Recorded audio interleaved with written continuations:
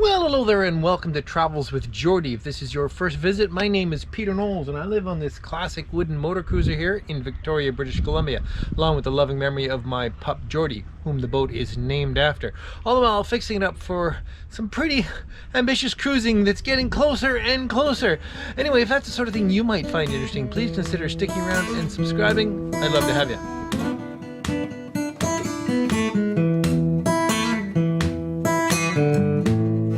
Well, the marathon continues. Well, it doesn't now because I'm launched, I'm in the water, and I'm just waiting for the hull to swell up.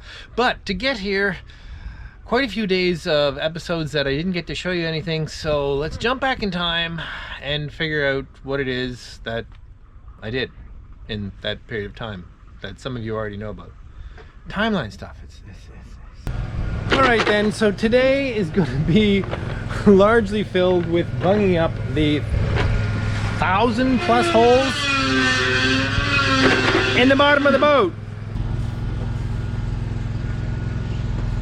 But first I'm going to make up a slurry that I can, or a thickened epoxy that I can use in this syringe, because I have a few holes, bung holes that have to be abandoned and need a little deep crevice injection of epoxy.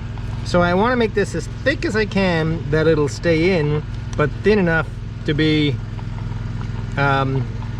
syringeable. And I think I can probably go thicker than that. Ooh, I may have been overly ambitious here. Okay, let's see what I can do with this.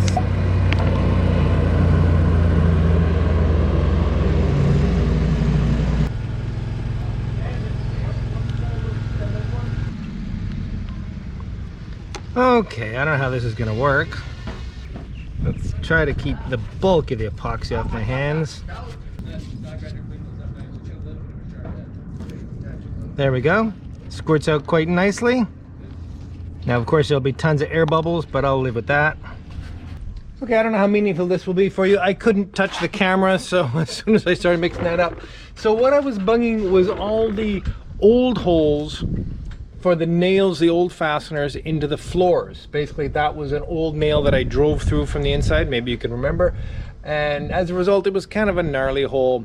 So what I did is I drilled it out for a 1/2-inch bung, but it had sort of a void above it. So I pumped the epoxy up into it until it was flush on the bottom. Then I dipped a new bung in epoxy and drove it in, and it's just fantastic. I imagine there's a dozen or two little squirts of epoxy popping through inside. No, they can't, because it'd be up against the floors. But anyway, it worked fantastic. No air voids, absolutely fantastic. Now the other side. This is the base for the 4,000 gallon an hour bilge pump I'm installing. The bottom of the top of the keel is only 3.5 inches wide, so I have to make a little block for it. Not very entertaining. Then while I'm getting ready to reinstall the through hulls, and I've checked the orientation of the through hull, the sea caulks about 10 times to make sure that I'm putting these blocks back on the right way, because I'm about to drill big holes in the bottom of the boat through the brand new garbage planks. All right, then here we go. Holy moly, moly, moly, moly, moly, moly, moly, moly, moly.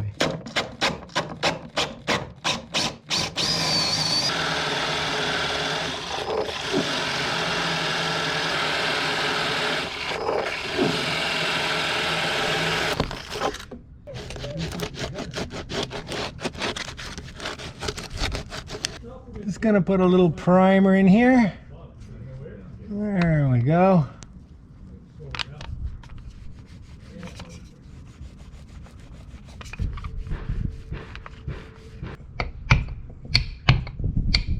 It's so nice to caulk a nice seam. Oh yeah.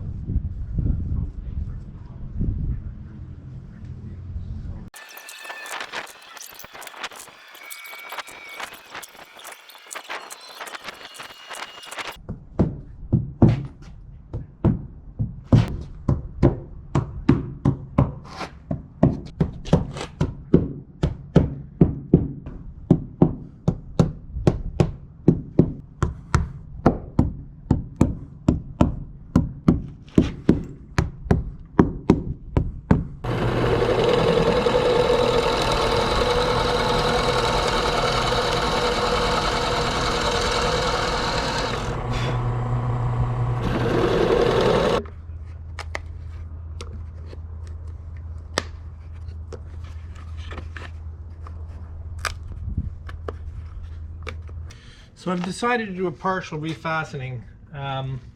Every third frame, at least for a while. We'll see.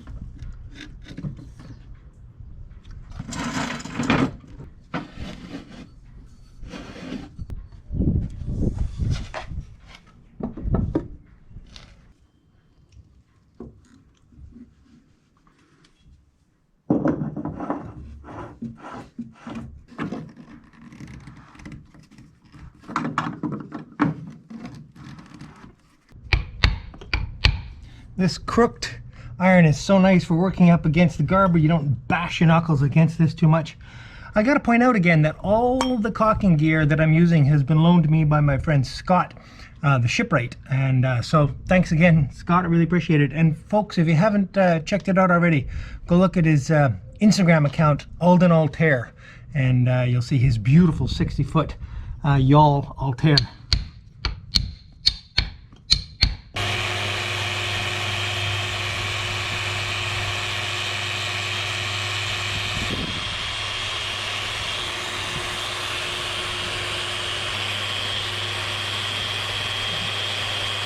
I'm done sanding bungs. Millions and millions. So many bungs. Anyway, I'm really pleased, especially that I did quite a bit of refastening in places that I'm a little bit concerned. For sure, the rest of the garboard plank will be replaced on the next haul out. I'm so pleased with the way the section I already did is.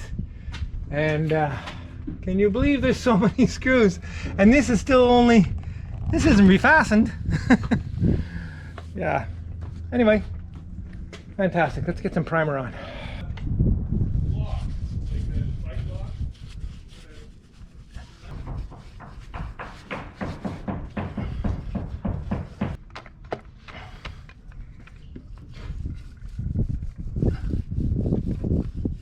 Okay, then next step done, all primed. So basically all the seams where I'm going to be doing any new paying is primed because I want that 291 to be sticking to a hard primed surface rather than the wood itself. And I've just primed everywhere where I had 291 or other sorts of materials just to make sure I had good adhesion and that the bottom paint was in good shape. So anyway, clean the prop. That'd be a good thing to do today. Here we go.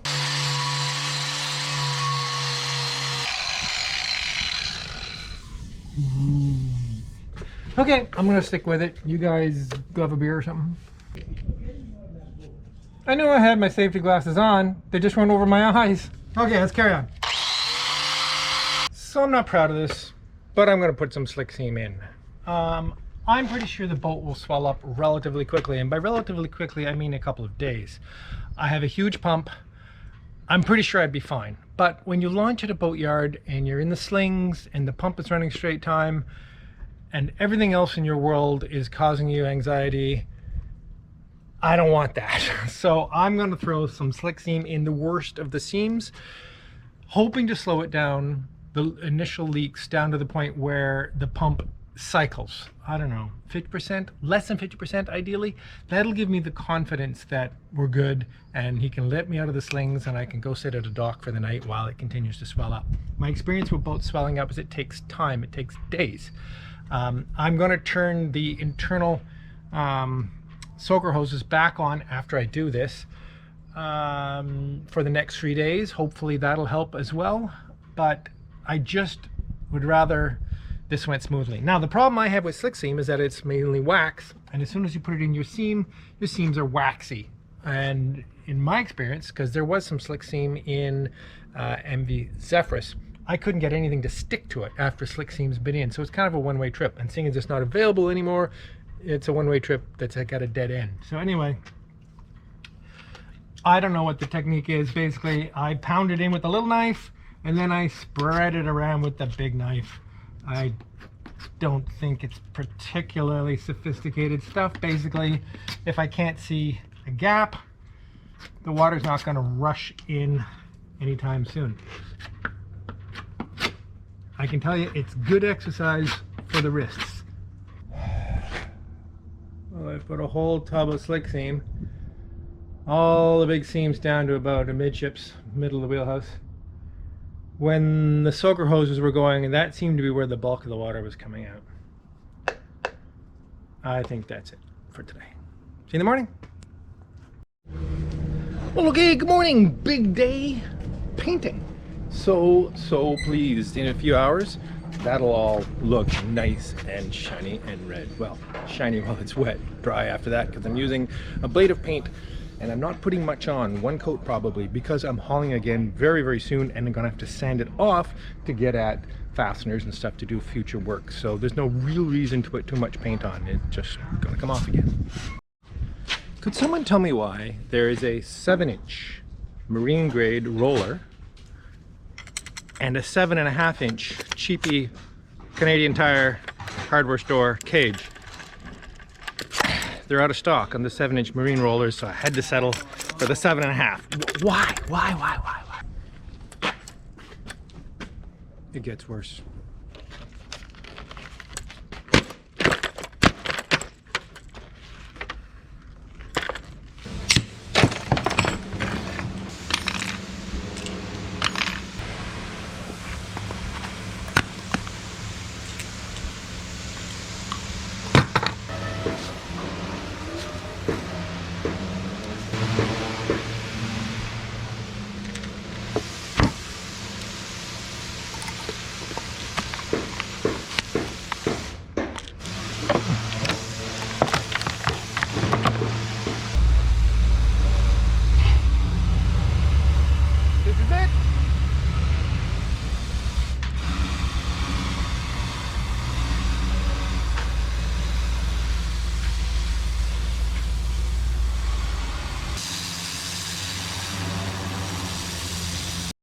Okay, with the painting done, time to get moving on battery trays. We gotta get those batteries in the boat on something secure. So, it's a little complex. Anyway, you'll see how it all goes together.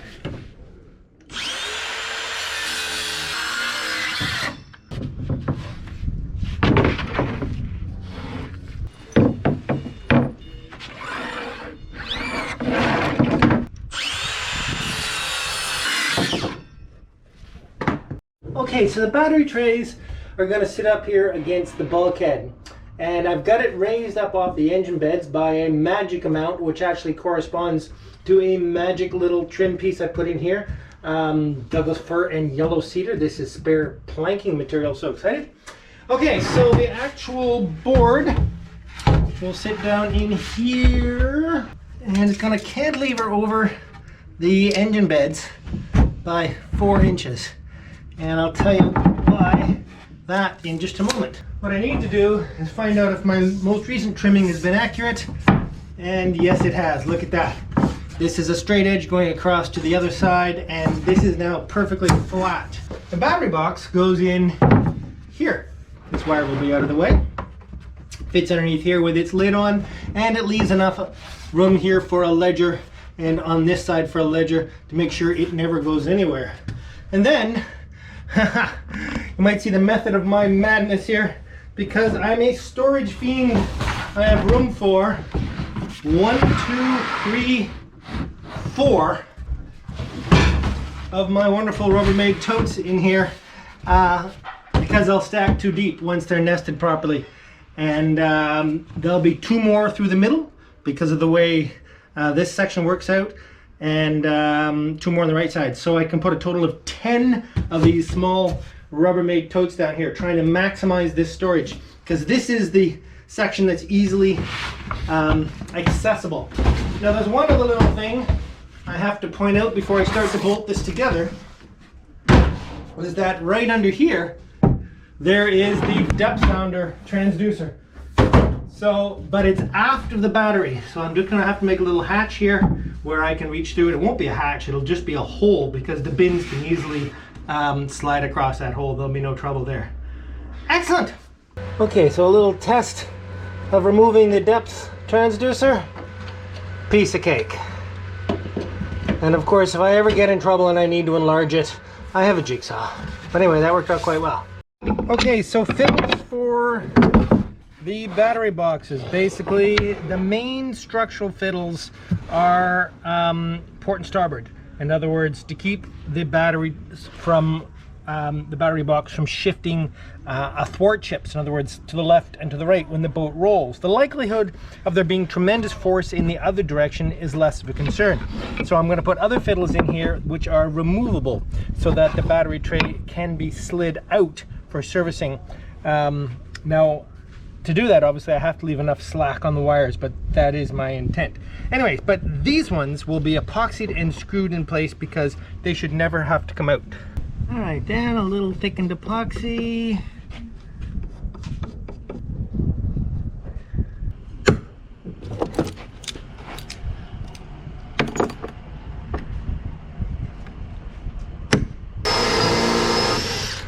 Of course, it's much stronger to screw through the plywood into the hardwood than the other way around.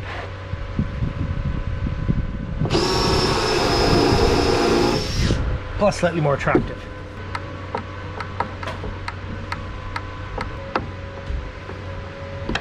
And there we go. So if I spin you around 180 degrees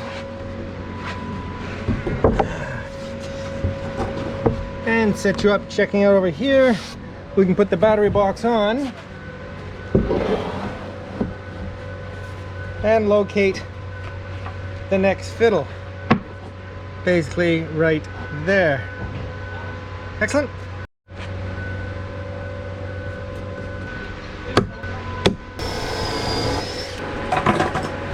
Now I can flip this over, throw some more screws in it.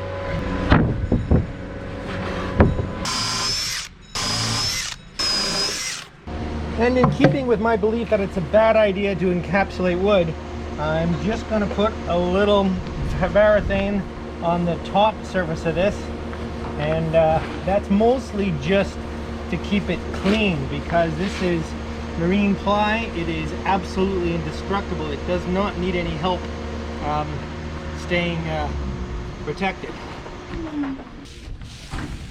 That RV is still here, so I guess we should probably...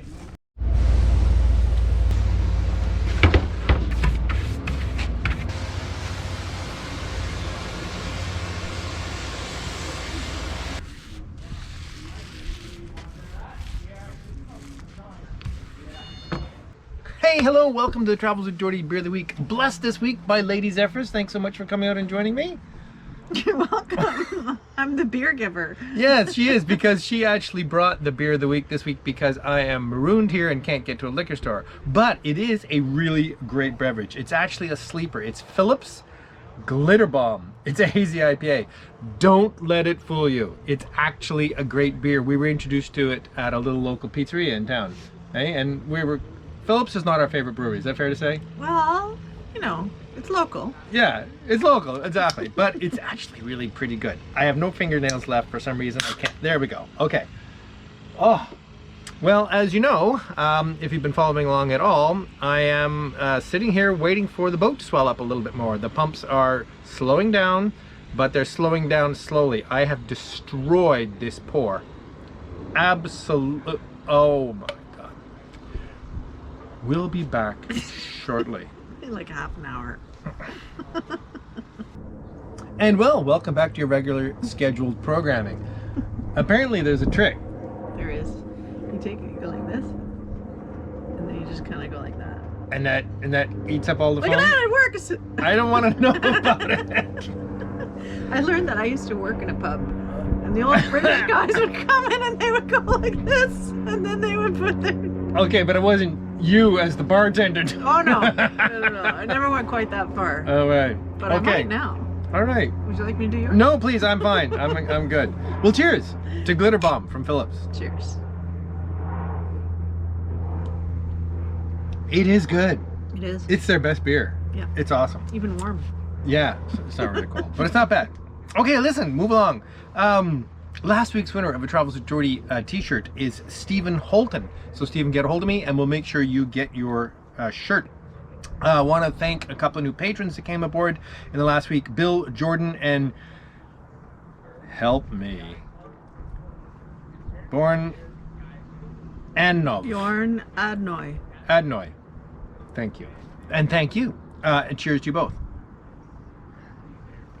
And a whole schwack of new supporters who PayPal. Thanks so much to Nathan Benninghoff, Peter Ashby, Robert Ruff, Benjamin Olson, Luke Winters, Graham Brownrigg, and hero, he comes back every week, John McMonigal, thank you, and Xavier Flores. Thank you all so much for coming aboard through PayPal. That's really, really generous, especially this time around. Also, I got to say a huge shout out to Phil Rowland, who pretty much completely sponsored the new yellow cedar garbage planks. He basically just called up the mill and said, Peter's going to come in, give him what he needs. So thank you ever so much, Phil. That was very, very generous of you. So we need a word of the week, and we're not using the one I put down here. No, okay. So I think it's something to do with, you know, taking up or pumping water or anyway, and somehow all those words didn't seem to work. So we're just going to use Float. Float. Float. The word of the week is float. And for so long I haven't even said what it means because most of you know, but maybe there's someone who doesn't. If you'd like to win a Travels with Geordie t-shirt, simply use the word Float in a comment down below, and I'll pick it random over the next week. And if I pick you, you win a Travels with Geordie t-shirt. You've never done that word before. No. Well, I guess there's a few Float. words I've never done before. Amazing. Let's just. I always thought a float was kind of an assumed thing, but maybe not anymore. Not anymore. Anyway, it's going well. It's all good. See you. I'm not sure when I'm going to see you. This may be the end of the weekly episode. I don't know. I'll see you when I see you. daily episodes? The daily episodes. Yeah, that's gotta. You can't keep that up forever. I'll keep in touch one way or another. Certainly see you next week, but probably in between. Cheers. Cheers. Thanks.